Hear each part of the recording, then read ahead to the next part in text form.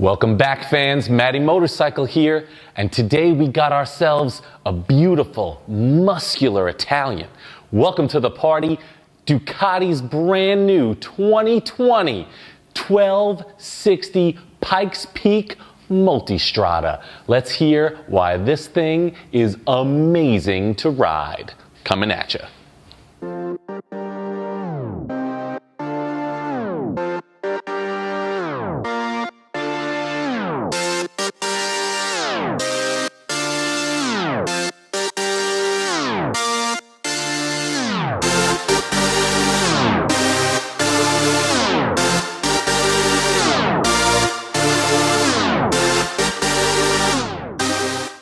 A real quick shout out to our friends over at Gold Coast Motorsports in New Hyde Park on Long Island.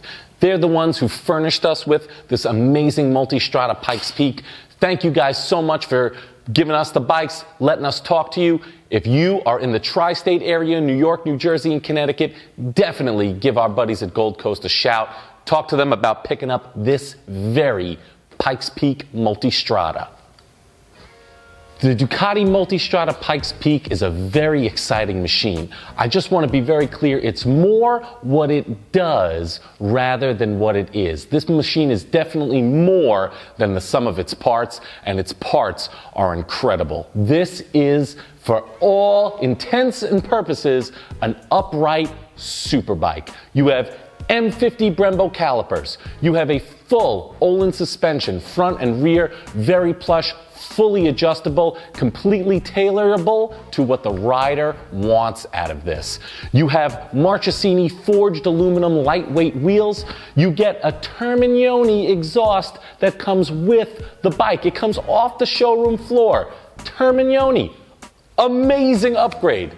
You get this Testastretta 1260 engine, a bored out 1199 engine. It is unparalleled as far as torque and deliverable power from your hand to the wheel instantaneously. Grunt forever. You get the 160 horsepower and 100 foot-pounds of torque out of that engine. More than anybody ever needs, especially out of a machine that weighs 505 pounds without the rider, closer to 700 with me on it. And you get this incredible paint scheme, tons of little carbon bits. We got carbon up near the front. We got that carbon wind diffuser up at the right in front of your face. You can't really see through it, but knowing it's there is awesome. Little carbon bits, the front fender, rear fender, you get it all on this Pikes Peak edition. Now, let's talk a little bit about the rider experience, which is what this machine is all about.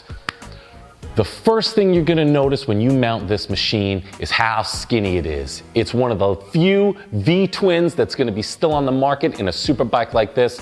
Ducati, we know that V4 is coming out sooner rather than later. So pick these little skinny boys up while you still have the chance. Real tight in between your legs. And the second you start going, that clutch lets out real fast, just like my race bike. My race bike, the second you let it out, the thing jumps, getting ready for launches and firing off the start. On this bike, it's the same way, but on the street. So be ready to go right away. Don't go twisting that throttle too quick.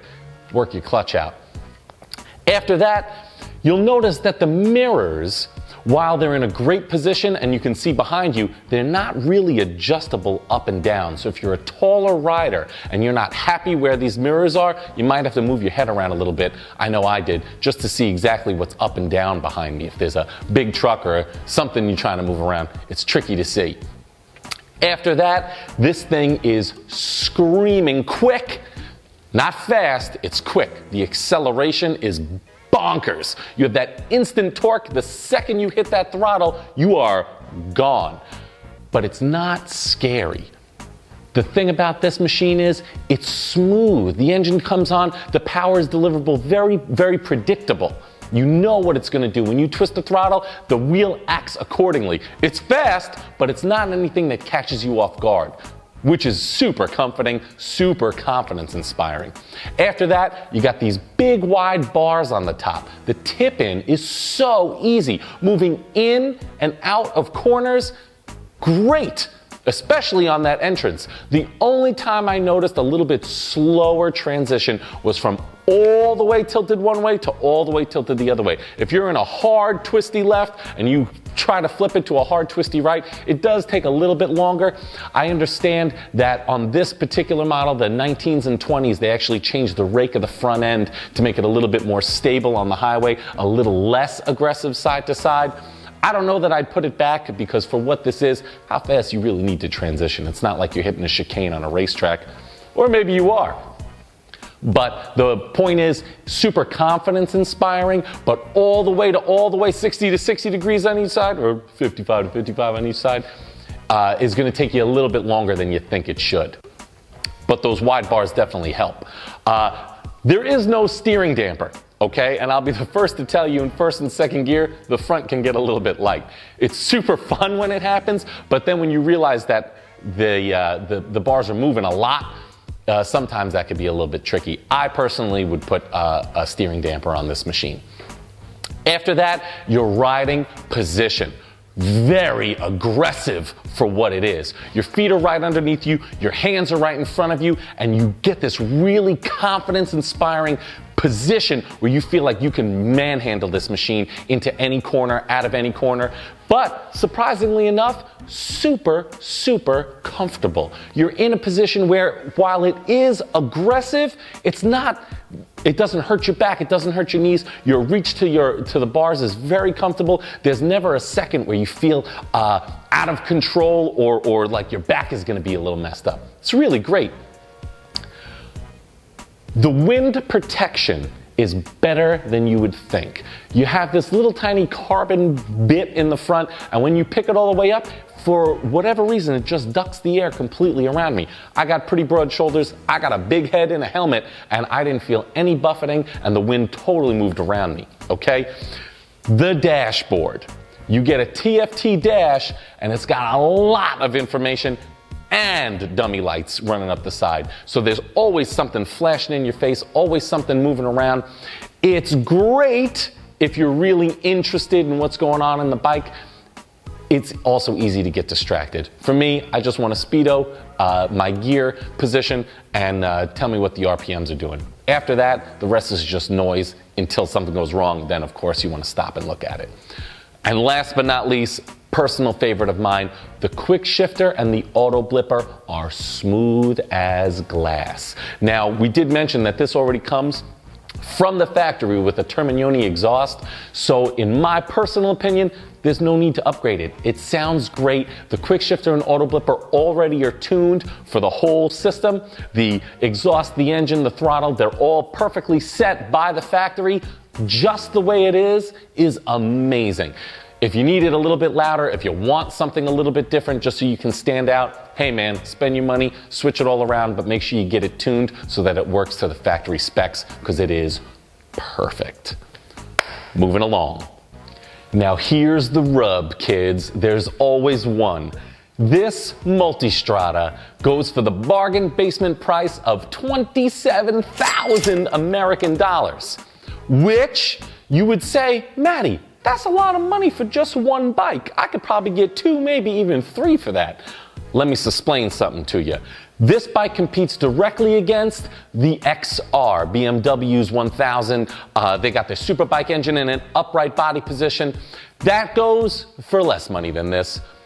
KTM's Super Duke GT, an amazing machine, also goes for less money than this. You also got your Japanese competitors, your Suzuki V-Strom 1000, your Super Tenere 1200, and your Kawasaki Versys, which even also has the up and down quick shifter. Also, all less money than this. So you're looking at me, Maddie, why on earth would I buy this particular bike? And let me explain to you, it is the sensation. Like I said, this machine is way more than the sum of its parts. It does have a little bit of that Ducati magic. When you're on this machine, you just feel awesome. I've ridden those other bikes and they're wonderful. No two ways about it, very well made, definitely performers. But there's just something about this. There's something about the carbon. There's something about the sound of that V-twin. It's just special. If you have the means, I highly recommend you go Ducati. Now, while we're on this trail, let's go over some of the cons. It's not perfect, it's close. First up, you got a button for heated grips and no heated grips. It's an option. You gotta go talk to them about it downstairs at Gold Coast. Easy to add in, another couple $100, but it doesn't come standard.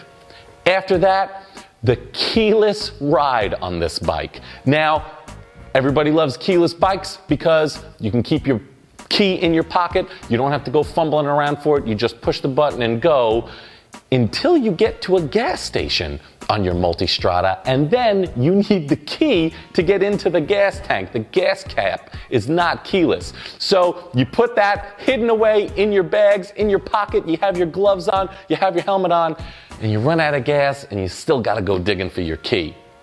So close, Ducati, so close. We talked about the price. It's a little bit more than some of its competitors, but like we said, definitely worth it. After that, we have this TFT dashboard, which is great, has all the information in the world. Like I said, even a little bit too much, but you also have dummy lights around the side. Now, Ducati, what do I need? A gas light? What do I need? Neutral written twice, big old green N, and then an N on my TFT screen. I just think either you go in analog or you go in TFT to put all of the lights and things on there all at the same time. It's just a bit much.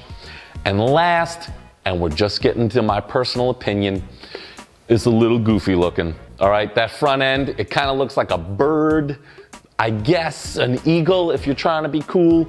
Your riding position is definitely upright, coming off of a sport bike. And like I said, I'm a sport bike guy, performance guy through and through.